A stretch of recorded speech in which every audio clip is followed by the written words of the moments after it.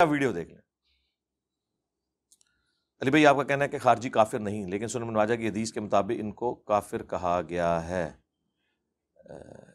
احادیث میں جو اس طرح کے کفر آتے ہیں نا، انہیں کہا جاتا ہے کفر دون الکفر. جس طرح کہ صحیح مسلم میں حدیث ہے کہ بندے کے کفر اور اسلام میں فرق، شرک اور ایمان میں فرق کیا ہے؟ نماز ہے. تو پاکستان میں پھر کتنے کافر ہیں؟ ادھر بھی اس تک بیٹھے ہوں. تو اس کی تعویل کیا کی جاتی ہے کہ عمل کفار والا ہے. یہ وہ کفر نہیں ہے جو اسلام سے نکالتا ہے. یہ کفر ہوتا ہے عربی میں انکار، ناشکری کے معنوں میں، کسی خاص اسپیسیفک معنوں میں. اچھا، یہ تعویل ہم کیوں کرتے ہیں؟ اگر ہم یہ نہیں کریں گے نا تو دنیا میں ہر فرقہ پھر اسلام سے ایک دوسرے کو نکالے بیٹھا ہوا ہے. یہ تعویل ہم اس لیے کر رہے ہیں کہ یہ یہاں کفر سے مراد امام وقت کو چھوڑ جانے والا ہے. جس طرح کے صحیح مسلم میں حدیث ہے جو امام کی بیعت کے بغیر مرا وہ جاہلیت کی موت مرا. اب اسلام کی ٹرم میں جب جہالیت، زمانہ جہالیت بولا جاتا ہے تو اس سے مراد کیا ہوتا ہے؟ کفر کا زمانہ. تو جن لوگوں نے حضرت علی کی بیعت نہیں کی تو ان کو ہم کہتے ہیں کہ کافر مر گئے. انہوں نے وقت کے امام کو نہیں پہچانا اور جہالیت کی موت مرے. کبھی ہم کہتے ہیں وہ کافر مر گئے؟ ہم کہتے ہیں نہیں، یہاں جہالیت سے مراد یہ ہے کہ گویا وہ عمل کیا، اوور آل کافر نہیں ہے. یہ پیورلی علمی بحثیں ہیں. سب سے بڑھ کر مولا علی سے زیادہ تو کوئی نہیں خوارج کو جانتا نا. تو سب سے پہلے تو مولا علی سے فتویٰ آنا چاہیے تھا نا یہ کافر ہیں. تو میں نے المصنف ابن ابی شیبہ سے بتایا ہے کہ ان سے پوچھا گیا کہ یہ کافر ہیں تو انہوں نے کہا کہ یہ کفر ہی سے تو بھاگے ہیں. تو وہ یہ حدیث پیش کر دیتے نا. مخلوق کے سب سے بہترین لوگ جو قتال کر رہے تھے وہ تو حضرت علی تھے. یہ حصہ تو بخاری مسلم میں ہے کہ خوارج سے وہ قتال کریں گے جو مخلوق کے بہترین لوگ ہوں گے اور خوارج بدترین مخلوق ہوں گے. اور حضرت علی یہ حدیث بیان کرتے ہوئے کہتے ہیں کہ میں آسمان سے زمین پہ گر پڑوں یہ تو مجھے گوارا ہے، لیکن یہ گوارا نہیں کہ میں رسول اللہ پہ کوئی ایسی بات کروں جو میں نے خود نہ سنی ہو صلی اللہ علیہ وآلہ وسلم. یعنی انہوں نے یہ بتایا کہ میں جو بولنے جا رہا ہوں یہ کوئی چھوٹی بات نہیں ہے. چونکہ آپ اپنے فوجیوں کا مورائل بلند کر رہے تھے، کیونکہ صحابہ میں یعنی وہ جب ان کی داڑیاں نمازیں دیکھتے تھے تو وہ کہتے تھے ہم مسلمانوں کو قتل کر رہے ہیں. پھر حضرت علی نے وہاں حدیث سنائی کہ مخلوق کے بہترین لوگ ہوں گے جو خوارج کو قتل کریں گے. اور مسلم کے تو الفاظ ہیں اس کے بعد کوئی بھی نیک عمل نہ کریں وہ ان کے لیے یہ قتال ہی ان کے مرتے دم تک کے لیے، ان کی آخرت بچانے کے لیے کافی ہو جائے گا. اتنی بڑی ایکٹیویٹی ہوگی. لیکن اس کے باوجود حضرت علی کیا کہہ رہے ہیں کہ یہ کفر ہی سے تو بھاگے ہیں، کیونکہ انہوں نے یہ سمجھا میں کافر ہو گیا ہوں تو مجھے بھی چھوڑ گئے. تو حضرت علی نے تو اس حدیث کا انکار کر دیا آپ کے زوم میں، لیکن میرے نزدیک انکار نہیں کیا. انہوں نے اس کی صحیح ڈیفینیشن بتائی. پھر پوچھا گیا منافق ہے؟ انہوں نے کہا منافق کہاں سے ہو سکتے ہیں؟ منافق تو اللہ کا ذکر نہیں کرتے مگر بہت تھوڑا، یہ تو اتنی لمبی نمازیں پڑھتے ہیں. اور بخاری مسلم میں الفاظ ہیں کہ اے علی اتنی لمبی وہ نمازیں پڑھیں گے کہ تمہیں بھی ان کی نمازوں پہ رشک آئے گا. تو نماز تو اللہ کی پڑھ رہے ہیں نا وہ. اچھا، اور پھر حضرت علی سے جو ان کا اختلاف ہے وہ بھی حضرت علی کی محبت میں ہے کہ معاویہ کے ساتھ آپ صلح کیوں کر رہے ہیں، یہ باغی ہے، یہ واجب القتل ہے. یہ ان کا سٹانس تھا. ان کو کوئی اپنی ذاتی اختلاف نہیں تھا. ہم جو انہیں غلط کہتے ہیں وہ اس لیے کہ امام وقت کے حکم کی انہوں نے نافرمانی کی. جس طرح کہ اگر نعوذ باللہ صحابہ کرام صلح حدیبیہ کے موقع پر رسول اللہ کا حکم ماننے سے انکار کر دیتے حضور کی محبت میں ہی، جو شروع میں ریلیکٹنٹ تھے، حضرت عمر بھی، بخاری میں الفاظ ہیں کہ یا رسول اللہ ہم دب کے کیوں صلح کریں، ٹھیک ہے، تو وہ حضور کی محبت میں ہی کر رہے تھے نا. لیکن وہ غلط ہوتا اگر ایسے کرتے. اس لیے بخاری مسلم میں الفاظ ہیں، سہل ابن حنیف کہتے ہیں بدری صحابی، یہ وہی تھے جنہیں حضرت معاویہ کو معزول کر کے حضرت علی نے شام کا گورنر لگایا تھا اپنے دور خلافت میں، اور حضرت معاویہ نے استعفیٰ دینے سے انکار کر دیا تھا تو جنگ صفین لڑنی پڑی حضرت علی کو.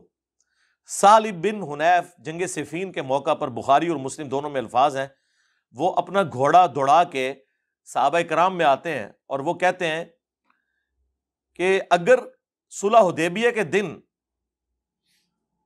ہمارے اختیار میں ہوتا تو ہم رسول اللہ کے فیصلے کو بدل دیتے. اور پھر انہوں نے اسپیسیفکلی مینشن کیا کہ حضرت عمر اس صلح کے اوپر خوش نہیں تھے، اور اگر زبردستی کرنی ہوتی تو حضرت عمر جو ہیں نعوذ باللہ اس فیصلے کو بدل دیتے، انکار کر دیتے. وہ اگر خدا نہ خواستہ ایسا ہوتا تو اپنے ایمان سے ہی ہاتھ دھو بیٹھے، لیکن ایسا نہیں ہوا۔ تو انہوں نے فوجیوں کو کہا کہ اس دن نبی علیہ السلام کے فیصلے کو ہم نے قبول کیا، آج تمہارا کام ہے کہ علی کے فیصلے کو قبول کرو۔ وہ تحکیم کا مسئلہ، وہ پھر ایک دردناک سٹوری ہے۔ لیکن بخاری مسلم کی اس حدیث سے یہ بھی پتہ چل گیا کہ سہل بن حنیف بدری صحابی صلح حدیبیہ کے ساتھ جوڑ رہے ہیں تحکیم کے مسئلے کو۔ صلح حدیبیہ میں اللہ کے نبی اور صحابہ ایک طرف تھے اور دوسری طرف مشرکین عرب تھے، اور اس موقع پر مولا علی اور ان کے ساتھی ایک طرف تھے اور دوسری طرف اہل شام تھے۔ تو یہ اس میں اہل شام کی جتنی فضیلت آئی ہوئی ہے نا، وہ آپ کو پتہ چل گئی ہوگی، کیونکہ جب آپ جوڑا جا رہا ہے نا اس کے ساتھ، وہ تو بخاری میں موجود ہے، جب حضرت علی نے وہ محمد رسول اللہ مٹانے سے انکار کر دیا تھا، جب کافروں نے اعتراض کیا ہم تو آپ کو اللہ کا رسول نہیں مانتے، آپ لکھیں محمد بن عبداللہ، حضور نے کہا علی کاٹ دو اور لکھ دو، انہوں نے کہا یا رسول اللہ میں تو نہیں کاٹوں گا۔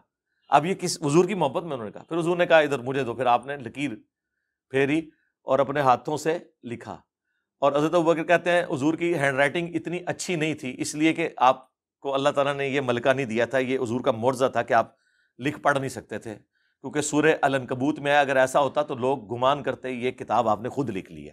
حضور کے حق میں لکھا پڑھا نہ ہونا یہ عیب نہیں ہے، خوبی ہے، اور لکھا پڑھے سے مراد جاہل ہونا نہیں ہے، اللہ نے انہیں علم سکھایا ہے، لیکن یہ اللہ تعالیٰ نے ان کو معجزہ دیا ہے کہ تو وہاں پہ حضرت علی نے جو انکار کیا تو وہ اس وجہ سے نہیں تھا کہ نعوذ باللہ نافرمان تھے۔ اور اسی حدیث کا ایک طریق سنن نسائی الکبریٰ کے اندر موجود ہے، خصائص علی والے چیپٹر کے اندر، وہ بڑا دردناک ہے۔ اس میں پہلے تو وہ مناظرہ بھی ہے جو خوارج اور ابن عباس کے درمیان ہوا، جو ہم نے ریسرچ پیپر 5B کربلا والے میں ڈالا ہوا ہے، اور دوسرا یہ وہ روایت لے کے ہے کہ حضرت علی نے جب یہ انکار کیا نا، حضور نے یہ کیا تو اس کے بعد نبی الاسلام نے حضرت علی کو ایک رازداری کی بات بتائی اور کہا کہ اے علی تم پہ بھی اسی طرح کا ایک وقت آئے گا، اس وقت تمہیں بھی وہی کچھ کرنا ہوگا جو آج میں کر رہا ہوں۔ یعنی رسول اللہ نے اپنی جگہ علی کو رکھا اور مشرکین عرب کی جگہ حضرت علی کے مخالفین کو رکھا، تبھی ریزیمبلنس بنے گی نا۔ انہوں نے کیا کہا تھا کہ ہم محمد رسول اللہ نہیں مانتے، محمد بن عبداللہ لکھو۔ جب حضرت علی اور حضرت معاویہ کے درمیان جنگ بندی ہوئی، جو معاہدہ لکھا گیا اس میں لکھا تھا امیر المؤمنین خلیفۃ المسلمین علی ابن ابی طالب اور معاویہ ابن ابی سفیان کے درمیان۔ تو معاویہ بن ابی سفیان رضی اللہ تعالیٰ عنہ، ہم تو ہماری تو مجبوری ہے جی، صحابی ہونے کی وجہ سے ہم احترام سے نام لیتے ہیں اور رضی اللہ عنہ کہتے ہیں، نبی الاسلام کی نسبت کی وجہ سے۔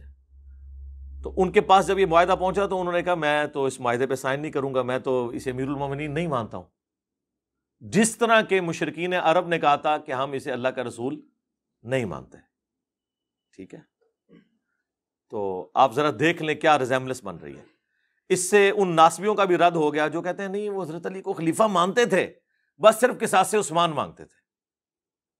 وہ اس سے بڑھ کے تو جامعہ ترمذی اور سنن ابی داؤد میں موجود ہے کہ بنو امیہ کے لوگ کہتے ہیں علی تو خلیفہ ہی نہیں ہے اور خلافت تو ہم میں ہے، جس پہ حضرت سفینہ نے کہا تھا یہ ان کی پیٹھ سے جھوٹ نکلا، ان کی بادشاہت روئے ارض کی بدترین بادشاہت ہے۔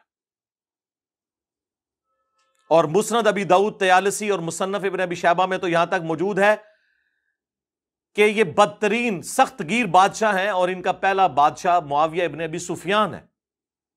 اور راوی حدیث جب حضرت سفینہ سے پوچھتا ہے کہ پھر حضرت معاویہ کیا ہوئے اگر خلافت 30 سال تک ہے، جب حضرت سفینہ کہتے ہیں ابو بکر کے 2 سال، عمر کے 10 سال، عثمان کے 12، علی کے 6، اور حسن ابن علی کے 6 مہینے بھی اس میں شامل ہیں، 5.5 سال اور یہ مل کے 6، ان کا معاویہ تو بادشاہ ہیں۔ اور مصنف ابن ابی شیبہ میں آیا کہ سخت گیر بادشاہ اور پہلا معاویہ ابن ابی سفیان ہے۔ یعنی حضرت سفینہ حضور کے آزاد کردہ غلام، وہ ان کو خلیفہ نہیں مانتے تھے بلکہ بادشاہ مانتے تھے۔ ہم خلیفہ بھی نہیں مانتے، یہ ذہن میں رکھیے گا، خلیفہ راشد چھوڑ دیں، خالی خلیفہ بھی نہیں مانتے، ملک مانتے ہیں۔ ہاں ان معنوں میں تو خلیفہ آپ بے شک عمران خان کو بھی کہہ لیں اور شہباز شریف کو بھی کہہ لیں حکمران کے طور پہ، یزید کو بھی کہہ لیں آپ کا دل کرے، لیکن اگر خلیفہ ان ٹرو سینس کے اندر ہے تو وہ خلفائے راشدین وہی ہیں۔ اب حضرت علی رضی اللہ تعالیٰ عنہ علیہ السلام کو حضور نے فرمایا کہ تمہیں بھی پھر وہی کرنا پڑے گا جو مجھے کرنا پڑا. تو وہ جب حضرت معاویہ نے وہ تحریر واپس کی نا تو حضرت علی رضی اللہ تعالیٰ عنہ نے کہا صدق رسول اللہ صلی اللہ علیہ وآلہ وسلم، رسول اللہ نے سچ کہا تھا، اور کہا کہ یہ مٹا دو، تم لکھو علی ابن ابی طالب اور معاویہ ابن ابی سفیان کے درمیان. ٹھیک ہے،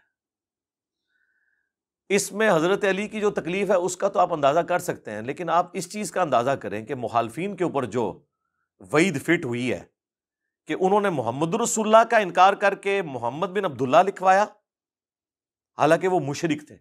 سمجھ میں آتا ہے، یہاں پہ کلمہ گو مسلمان تھے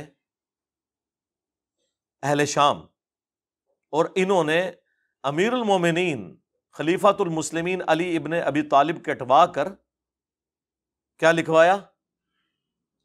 علی ابن ابی طالب. تو ریزیمبلنس تو سیم ہے. تو دیکھ لیں کس کی نسبت کہاں جڑی ہوئی ہے. علی کے ماننے والے رسول اللہ کے ساتھ کھڑے ہیں، اور علی کے مخالفین اس جگہ پر رسول اللہ نے انہیں کھڑا کیا. ہم نہیں کھڑا کرتے، وہ کہیں گے جی فتویٰ لگا دیا، جہاں پر نبی الاسلام کے مخالفین صلح حدیبیہ کے موقع پر کھڑے ہوئے تھے. خیر وہ یہ ایک دردناک چیز ہے تحکیم کے اوپر. یہ جو جنگ بندی ہوئی اور اس میں پھر وہ 2 بندے نامینیٹ ہوئے، ادھر سے ابن عباس نے جانا تھا مولا علی کی طرف سے، انہوں نے کہا ہم ابن عباس کو نہیں مانیں گے، یہ حضرت علی کا رشتہ دار ہے. صرف ابو موسیٰ اشعری کو یعنی دھکے سے ایسا بندہ چوز کیا جو اتنے اچھے طریقے سے ڈیبیٹ نہیں کر سکتا تھا. اور ادھر سے آئے جناب اتنی پرسنالٹی کہ ان کے نام کے اوپر آج تک عمر و یار کی کہانیاں پڑھائی جاتی ہیں، یعنی ان کی نسبت کی وجہ سے. میں نے نہیں لکھی کہانیاں، میرے متھے نہ مار دینا. عمر ابن عاص رضی اللہ تعالیٰ عنہ، ہم تو نام احترام سے لیں گے، ظاہر ہے صحابی ہیں، صلح حدیبیہ کے بعد مسلمان ہوئے لیکن فتح مکہ سے پہلے مسلمان ہوئے ہیں یہ بھی، اور حضرت خالد بن ولید بھی. تو عمر بن عاص وہ جب طے پایا اور فیصلہ یہ طے پایا کہ جناب دونوں کو کہتے ہیں سائڈ پہ ہو جاؤ، تو تیسرا بندہ کوئی خلیفہ چن لیتے ہیں. اندازہ کریں یہ کون سا فیصلہ طے پایا جا رہا تھا کہ ایک بندہ حاکم. یہ اسی طریقے سے ہے کہ کسی کے گھر میں چور گھس جائیں اور آپ جا کے یہ فیصلہ کرنا شروع کر دیں کہ ٹھیک ہے لڑنے کی ضرورت نہیں، دونوں آدھا آدھا مال کر لو، یا مالک بھی دستبردار ہو جائے، چور بھی دستبردار ہو جائے اور کسی تیسرے بندے کے حوالے کر دیتے ہیں یہ مکان. بھائی مولا علی کو تو انہی صاحب نے خلیفہ چنا تھا جنہوں نے ابو بکر عمر عثمان کو چنا ہوا تھا، بلکہ وہ جو 6 رکنی کمیٹی جو صحیح بخاری میں آتا ہے اس میں حضرت عثمان کے بعد تو حضرت علی اب باقی تھے. ان سے زیادہ کون خلافت کا حقدار تھا بعد میں حضرت عثمان کی شہادت کے بعد؟ تو یہ کوئی فیصلہ تھا جی عبداللہ بن عمر کو بنا دیں؟ یہ بھی بیچ میں ایک رائے آئی. اسی وجہ سے وہ صحیح بخاری میں 4108 ہے نا جو حضرت معاویہ نے خطبہ دیا تھا عبداللہ بن عمر کی طرف کنایا کرتے ہوئے، کون تم میں سے خلافت کے لیے خواہش رکھتا ہے، سینگ اٹھائے، میں اس کے باپ سے زیادہ خلافت کا حقدار ہوں. حضرت عمر کی نعوذ باللہ توہین کر دی.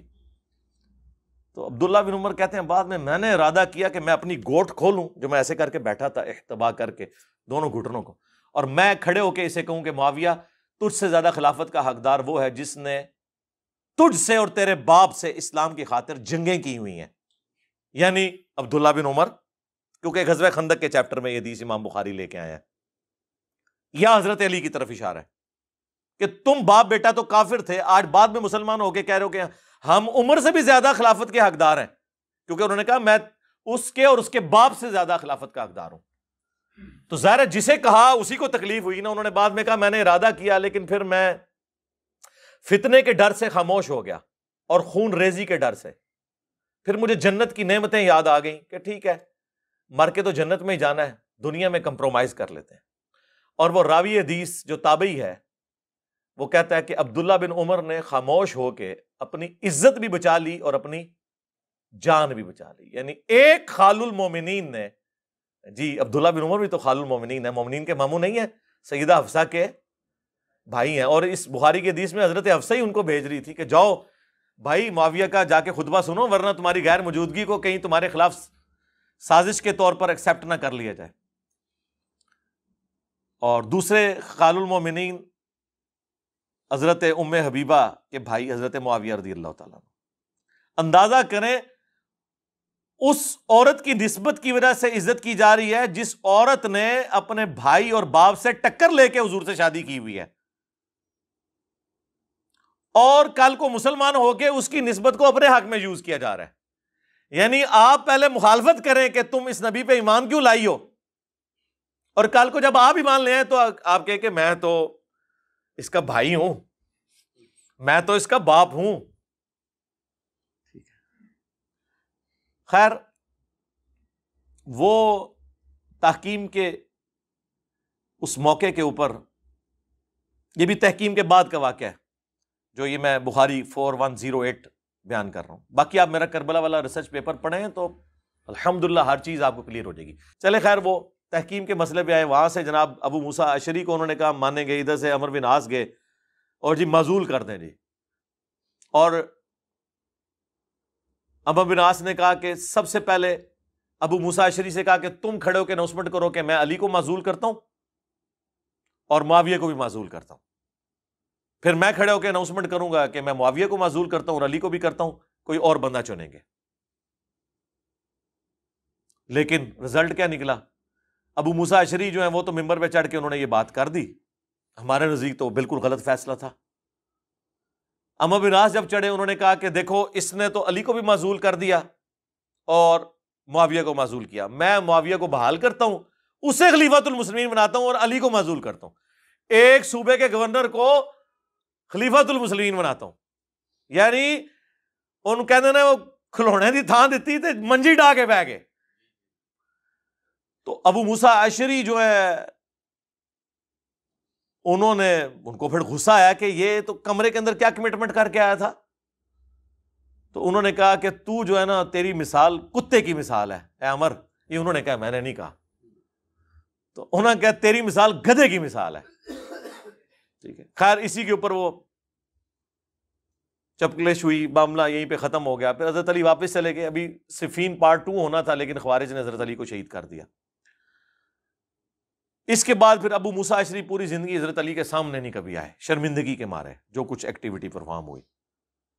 اسی وجہ سے شیعہ جو ہیں ابو موسیٰ اشعری کو برا کہتے ہیں. تو وہ کوئی 100% پھینکنے والی بھی ان کی بات نہیں ہے، مس ہینڈلنگ تو ان سے ہوئی ہے. ہم یہ کہتے ہیں وہ صحابی ہیں، صحابیت کا احترام کریں. دیکھیں سر، ہمارے جتنا جگرا ہے کسی کا؟ ہم تو مولا علی کے مخالفین کو بھی کہتے ہیں کہ یار صحابی ہیں، احترام کریں. علمی رد ضرور کریں لیکن احترام کے دائرے کے اندر. میرا دعویٰ ہے کہ ہمارے کربلا والے ریسرچ پیپر میں کوئی ایک حدیث بھی ایسی نہیں ہے جسے دنیا کے تمام محدثین ضعیف کہتے ہوں. یہ ضرور ہے، اور میں شروع دن سے کہہ رہا ہوں کہ کسی حدیث کو شیخ البانی صحیح کہتے ہوں گے اور شیخ زبیر صاحب کے نزدیک وہ ضعیف ہوگی، کسی کو شیخ زبیر صاحب ضعیف کہتے ہوں گے، شیخ البانی کے نزدیک وہ حدیث صحیح ہوگی. میں نے وہ ساری اس لیے جمع کی ہیں تاکہ جس کا اعتماد جس کی تحکیم کے اوپر ہے وہ اس پہ اعتماد کرے اور اس میں سے اپنا حصہ نکال کے ہمارے مقدمے کو سمجھے. ہمارا مقدمہ تو بخاری مسلم سے ثابت ہے. ہمارے مقدمے کے لیے بخاری کی ایک حدیث ہی کافی ہے، 2812 اور 447. عمار کو ایک باغی جماعت قتل کرے گی، عمار انہیں اللہ اور جنت کی طرف بلا رہے ہوں گے اور وہ جماعت جہنم کی طرف بلا رہی ہوگی. اس حدیث میں حضرت معاویہ رضی اللہ تعالیٰ عنہ کی جماعت کو باغی اور جہنم دوزخ کی طرف بلانے والی جماعت نبی علیہ السلام نے فرمایا. اس پہ میری کی ایک ویڈیوز ریکارڈڈ ہے، کربلا والا ریسرچ پیپر پڑھ لیں. دوست کی جماعت نہیں، اس کی طرف بلانے والی. ہماری تو خواہش ہے جتنے اہل ایمان تھے سب کو اللہ تعالیٰ جنت میں داخل کرے. ہاں، ہمارا کوئی لینا دینا نہیں ہے، ہم تو اسلام پہ جو افطار ٹوٹی ہے اس کو ڈسکس کرتے ہیں. تو ہمارے ریسرچ پیپر میں الحمدللہ جتنی حدیثیں ہیں وہ 100%. یہ بعض لوگوں نے ہمارے اسٹوڈنٹس میں سے بھی ہنگامہ کھڑا کرنے کی کوشش کی اور وہ خام خواہ غلط چیزوں کو رنگ دے رہے ہیں، اور وہ ہماری تحقیقات سن کے ہمیں وہ چیزیں بلیم کے طور پہ بتا رہے ہیں جو ہم نے خود بتائی نہیں ہیں. نہ سرکار، نہ، کوئی غلطی نہیں. غلطی تب ہوگی کہ میں کسی حدیث کے نیچے حکم لگاؤں کہ اسنادہ صحیح اور ساتھ دیکھوں قال شیخ البانی، جبکہ شیخ البانی نے کہا ہو کہ اسنادہ ضعیف، پھر میری غلطی ہے. میں لکھوں اسنادہ صحیح قال شیخ زبیر لزئی اور زبیر لزئی صاحب نے لکھا ہو اسنادہ ضعیف، پھر میری غلطی ہے. جب میں نیچے تحکیم لگاتا ہوں تو وہ اسی لیے لگاتا ہوں تاکہ جس کا، اب اکثر تو ناصبی شیخ البانی کو امام مانتے ہیں، ہم بھی کہتے ہیں وہ بہت بڑے حدیث کے امام ہیں، تو مجھے کتے نے کاٹا ہوا ہے کہ میں وہ حدیث نکال دوں جسے شیخ البانی نے صحیح کہا ہو، جسے امام ترمذی نے حسن صحیح کہا ہو، جو حدیث امام حاکم اور امام ذہبی کے اصولوں کے مطابق صحیح ہو۔ اب یہ وہ چار بڑے امام ہیں جنہیں اہل حدیث زبیلی زئی صاحب سے بڑا امام مانتے ہیں، یعنی وہ حدیث جو ترمذی میں ہے کہ وہ عبید اللہ ابن زیاد کا جب سر کاٹ کے مختار سقفی کے سامنے رکھا گیا تو اس کے نتنوں میں سانپ گھس گیا تھا۔ اس حدیث کو شیخ زبیر صاحب کہتے ہیں کہ اس میں آمش کی تدلیس ہے، میں اسے ضعیف کہتا ہوں۔ میں جب شیخ صاحب سے پوچھا، شیخ صاحب کہتے ہیں میرے نزدیک ایک سانپ نہیں 1000 سانپ اس کے نتنوں میں داخل ہونے چاہیے۔ ہاں وہ کہتے ہیں میں تو خوش ہوں، لیکن میں اصول پہ بات کر رہا ہوں، مجھے اس کی سما کی تصریح نہیں ملی۔ لیکن جو آمش کی تدلیس کو نہیں مانتے، پاکستان کے عالم و سارے اہل حدیث سوائے اکا دکا کے، وہ کہتے ہیں کہ آمش کی تدلیس سے ہم صرف نظر کرتے ہیں، چاہے ارشاد الحق اصلی صاحب ہوں، خواہ وہ شیخ البانی ہوں، امام ذہبی ہوں، امام ترمذی ہوں، اس لیے وہ حدیث کو صحیح کہتے ہیں۔ تو میں نے وہ حدیث ڈالی ہوئی ہے، تو بعض لوگوں نے اعتراض کیا انجینئر صاحب نے ضعیف روایت ڈالتی ہے، منو پہ دس دینے، میرے کو سیکھ کے منو پہ دس دینے، سرکار ضعیف نہیں ہے، جن کے خلاف ناسبیت کا مقدمہ ہے ان کے نزدیک وہ بالکل صحیح۔ آپ کو سمجھ آئی یہ بات کی؟ یہ میں کیسے نکال دوں جو کہ میرے پاس ایک ہتھیار ہے؟ آپ یہ چاہ رہے ہیں میں وہ ہتھیار نکال دوں، اور جو میں ہتھیار لے کے آؤں جس کو وہ مانتے ہی نہیں ہیں، تو میرے تو دونوں ہتھیار ہی فارغ ہو گئے نا۔ ہمارا مقدمہ تو بخاری مسلم میں ہے، لہذا اس میں جہاں جہاں پہ بھی کوئی روایت ہے الحمدللہ وہ محدثین کے نزدیک کبھی کسی محدث کے حکم میں صحیح ہوگی، کبھی کسی کے، دو نمبری نہیں ہوگی۔ اللہ کا شکر ہے دو نمبری یہاں پہ نہیں ہے۔ دو نمبری کے لیے ضروری ہوتا ہے کہ آپ کسی فرقے کو فالو کریں، ہم تو ہر اس بات کو فالو کر لیتے ہیں جو صحیح ہوتی ہے، تو ہمیں موقف بدلنے میں کوئی ٹائم نہیں لگتا الحمدللہ۔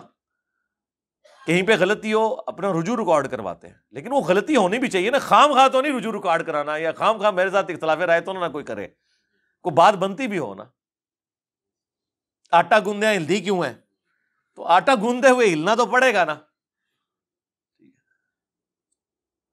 وہ ایک ناسبی نے اعتراض کیا، جی وہ آپ نے ترمذی کی آدھی حدیث لکھی ہے، وہ حدیث پوری لکھی ہوئی ہے بھائی ترمذی کی، کہ پہلا شخص جو اسلام قبول کیا جس نے، زید ابن ارقم کہتے ہیں وہ علی ابن ابی طالب ہے، کہتے ہیں نہیں جی ابراہیم نخعی کا ساتھ قول تھا کہ وہ حضرت ابوبکر کہتے ہیں۔ بھائی ابراہیم نخعی کی روایت جو ہے وہ مرسل ہے، صحیح مسلم کے مقدمے میں ہے کہ تابعی کا قول کوئی شے نہیں ہے جب تک صحابی کو مینشن نہ کرے۔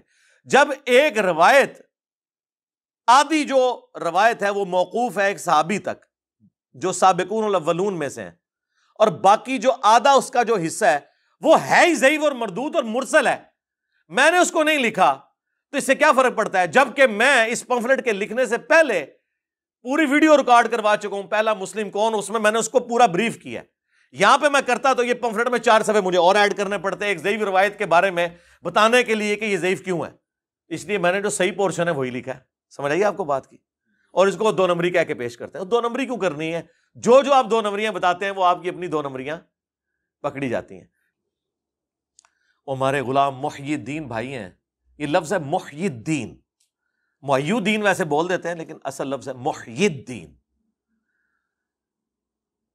تو وہ مجھے کئی بار کہتے ہیں علی بھائی تحکیم کے اوپر کوئی ویڈیو ریکارڈ کرائیں، تحکیم کے اوپر کوئی ویڈیو ریکارڈ کرائیں۔ چلیں آج ان کی خواہش پوری ہوگی۔ میں نے وہ خطرناک قسم کی باتیں جس سے کانپے ٹانگ جائیں، وہ خطرناک باتیں جس سے ٹانگیں کانپ جائیں، میں نے جو کچھ فی الودی میرے دماغ میں آئی میں نے بیان کر دی۔ باقی میرا خیال ہے ظہور احمد فیضی صاحب جنہوں نے خصائص علی کے اوپر کام کیا، ایک بریلوی عالم، غلام سو سعیدی صاحب کے شاگرد ہیں، بہت محقق آدمی ہیں۔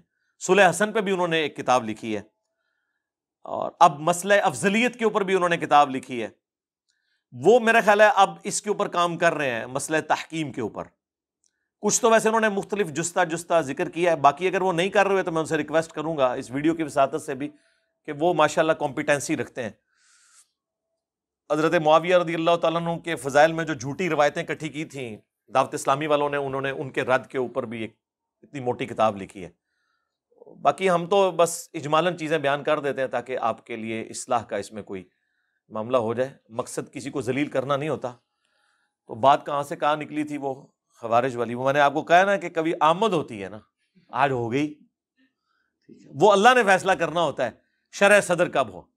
یہ کشف نہیں ہے، الہام نہیں ہے، یہ شرح صدر ہے.